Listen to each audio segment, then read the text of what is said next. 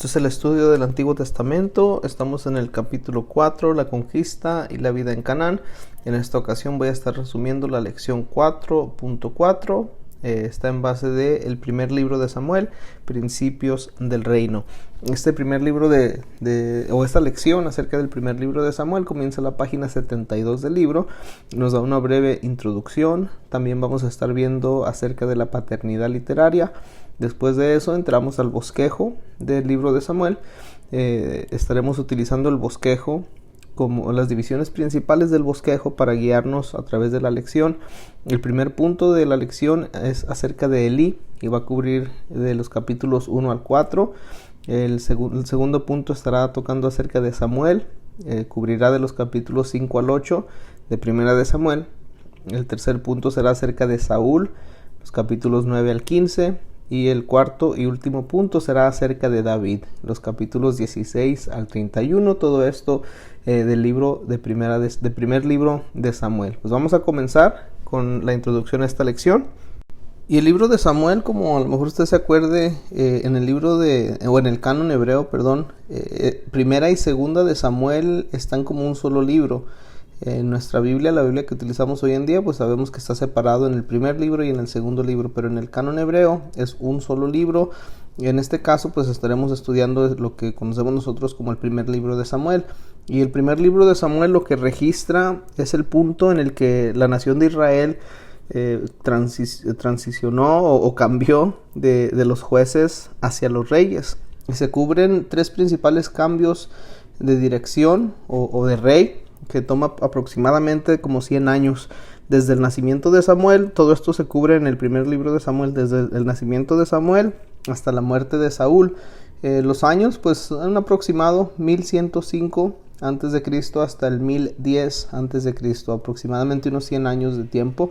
Y este libro de Primera de Samuel nos da un eslabón histórico entre lo que era el libro de jueces y lo que son los libros de los reyes que vienen más adelante también. En cuestiones de la paternidad literaria o quién es el autor de este primer libro, el Talmud babilónico le da o acredita a Samuel como el autor lo acredita con la paternidad literaria de ambos libros, el primero y el segundo libro de Samuel.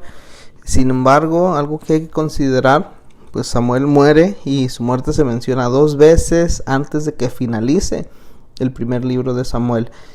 Con respecto a su nombre o la paternidad que se le da sobre el segundo, pues probablemente el hecho de la prominencia en el primer libro fue considerada evidencia razonable para que se le diera el título a ambos libros también. Y después de ahí entramos al bosquejo. El bosquejo está dividido en 4 secciones principales y ya como les dije vamos a utilizarlas para desarrollar esta lección.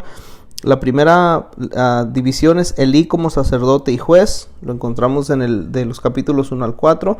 Después vemos una división de Samuel como profeta y sacerdote y juez, capítulos 5 al 8. Luego entramos a hablar de Saúl como el primer rey de Israel, capítulos 9 al 15. Y cerramos el libro con David como héroe nacional, y eso abarca desde los capítulos 16 al 31. Así que vamos a hablar acerca de Elí, enfocándonos en los capítulos 1 al 4 de Primera de Samuel.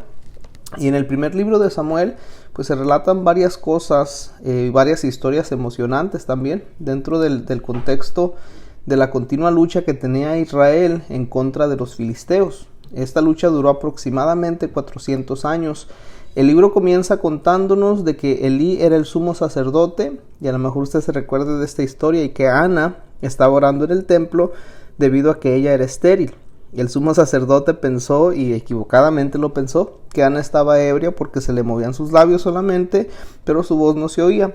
Cuando Ana lo corrigió, Elí la bendijo y le dijo: el Dios de Israel te otorgue la petición que le has hecho. Y así fue. Dios contestó la oración de Ana y vino Samuel. Algunos de los eruditos creen que la oración de regocijo de Ana, modelo por el cual María también hizo su oración o ese cántico en Lucas 1:46 al 55. Otra cosa que encontramos ahí en esos primeros 4 versículos de este libro de Samuel es acerca de los hijos de Elí. Dios se enfadó porque Elí no disciplinaba a sus hijos y la maldad de ellos pues era constante. Los hijos de Elí estaban eran completamente opuestos con el deseo que Samuel tenía de agradar a Dios, y Dios ya había advertido a Elí 2 veces antes de él traer juicio. Ellos pues murieron por la desobediencia. Los filisteos vencieron a Israel en batalla. También se robaron el arca y mataron a los 2 hijos de Elí. Elí se quedó tan impactado por ese informe de que sus hijos habían muerto que cayó de espaldas, y también él murió en ese instante. Lo que tenemos en los primeros 4 capítulos de Samuel con referente a Elí. El siguiente punto de aquí de la lección, seguimos en la misma página, todavía en la página 73. Vamos a estar hablando ahora acerca de Samuel, y va a tomar como base la narrativa bíblica de Samuel capítulo 5 hasta el capítulo 8. Samuel no solamente fue el último de los jueces en gobernar a Israel, sino que también él fue profeta, y aunque él no era de la familia de Aarón, él vino a ser también el sumo sacerdote. Samuel enseñó, Samuel ofreció sacrificios, Samuel limpió la tierra de los ídolos. La escritura lo bendice por haber actuado de esa manera. Y mientras él servía, acuérdense la situación del pueblo, a un pueblo rebelde. Aún con eso él todavía se mantenía fiel y se mantenía justo. Israel vio que las naciones alrededor de ellos tenían reyes, y ellos también empezaron a pedirle un rey a Dios, quisieron un rey. Samuel comprendió pues la iniciativa, que un rey humano se volvería un ídolo a los ojos de Israel. Acuérdense que hasta este momento Dios les hacía saber que Él era el que les daba las victorias, y ellos miraban hacia Dios. Entonces Samuel entendía eso, que al momento de traer un rey humano, los ojos de todo el pueblo iban a estar puestos en el rey, la confianza a la mejor de todo el pueblo iba a estar puesta en el rey, y iba a reemplazar al verdadero rey, al único y verdadero Dios. Aún con eso, después de los diálogos de Samuel con Dios, el pueblo rechazó el consejo de Samuel y también rechazó el consejo de Dios, y continuaron pidiendo un rey. Esto nos lleva al siguiente punto de aquí de la lección, la misma página 73. Vamos a estar hablando acerca de Saúl. Ya en la narrativa bíblica llegamos a 1 de Samuel capítulos 9 hasta el 15. Ya establecimos que el pueblo rechazó el consejo de Dios, el consejo de Samuel, así que ellos pidieron el rey, y Dios dirigió a Samuel hacia Saúl. Saúl fue ungido en una forma privada. Samuel fue el que ungió a Saúl como rey, y después viene y lo anuncia públicamente delante de todo el pueblo en Mizpa. El rey era el ungido de Jehová. La santidad de ese puesto de rey es el elemento que caracterizó los reinados de Saúl y también el reinado de David. Y solamente esas 2 historias, la de Saúl y de David, nos damos cuenta o podemos ver que el Espíritu vino sobre ellos durante la unción, nada más en esos 2 casos. Y aunque Dios había seleccionado y había ungido a Saúl para reinar, Saúl tenía muchas debilidades en su carácter. Algunos ejemplos que tenemos aquí en el libro, en Gilgal, cuando Samuel no llegó a tiempo para ofrecer los sacrificios. Acuérdese que Samuel era el sumo sacerdote, le ofrecía los sacrificios, no llega a tiempo, Saúl se puso impaciente y desobedeció a Dios, y él mismo se puso a ofrecer los sacrificios. Eso está en el capítulo 13, versículos 8 al 14. Otra cosa, Saúl desobedeció de nuevo a Dios al no destruir completamente a los amalecitas, como el Señor se lo había dicho que hiciera. Y a través de Samuel, Dios lo reprendió por su arrogancia y por su rebelión.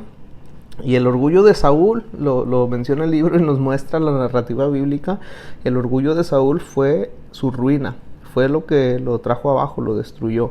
Tenemos otra porción aquí que nos comparte en esos versículos del 9 a 15, y es acerca de Jonatán, el hijo de Saúl. Jonatán, a pesar de la situación de su padre, él tenía una tremenda fe en Dios, y es declarado ahí, declarando él, pues no es difícil para Jehová salvar con muchos o con pocos. Y esto lo que quiere decir, o lo que estaba sucediendo, es que Jonatán llevó a su paje de armas, que era la persona que estaba encargada de transportar el armamento. A su paje de armas se lo llevó en un ataque, ellos 2 solitos nada más, contra la guarnición filistea. Después de que escalaron un barranco, los 2 nada más mataron aproximadamente 20 filisteos. Dios honró la fe y honró el valor de Jonatán, y sembrando pánico a lo largo del resto del ejército filisteo. Y Jonatán se recordarán, o lo recordarán ustedes a lo mejor como aquel joven que se volvió uno de los mejores y más comprometidos amigos de David. Hablando de David, pues llegamos a ese punto en la página 74 de la lección, que nos habla acerca de David, tomando como base bíblica Primera de Samuel, los capítulos 16 hasta el capítulo 31. Todo eso nos va a hablar acerca de David. Al rechazar a Saúl como rey, lo que Dios hizo fue buscar a un varón conforme a su propio corazón, al cual ha designado para que sea príncipe sobre su pueblo. Eso se dice en Primera de Samuel 13:14. Y David fue la opción de Dios como el que iba a tomar el puesto después de Saúl. Y como con Saúl, Samuel hizo exactamente lo mismo. Ungió a David en privado. Saúl estaba desapercibido de ello, no sabía que se estaba ungiendo a David. Al indicar por qué escogió a David sobre alguno de los hermanos de David, nos recordaremos a lo mejor esto. Dios le recuerda a Samuel. Mandaron a que se pusieran en línea todos los hermanos, y muchos de ellos, o creo que todos ellos, eran guerreros, eran de guerra, mas sin embargo Dios fue detrás de David. Y Dios le recordó a Samuel que los humanos tienden a enfocarse en las apariencias exteriores, pero Dios se enfoca en la actitud del corazón. Eso en capítulo 16, versículos 5 al 13. Después de eso vemos que David pronto empezó sirviendo a Saúl como músico y también como paje de armas, el que carga el armamento. Él dividía su tiempo entre el servicio de Saúl y el servicio de las ovejas de su padre Isaí. Pero después de matar a Goliat, el gigante filisteo, la fama de David empezó a crecer y David se volvió cada vez más popular ahí en Israel. Eso le causó un gran celo a Saúl y se puso peligrosamente celoso. Saúl trató de matar a David varias veces, tanto indirectamente como directamente, pero el Señor ayudaba cada vez a David y David escapaba de cada uno de esos intentos. Finalmente, Jonatán mandó un mensaje a David y le hizo saber que era necesario que él huyera. Eso lo encontramos en el capítulo 20, versículos 1 al 42. Así supo David que tenía que huir por su vida.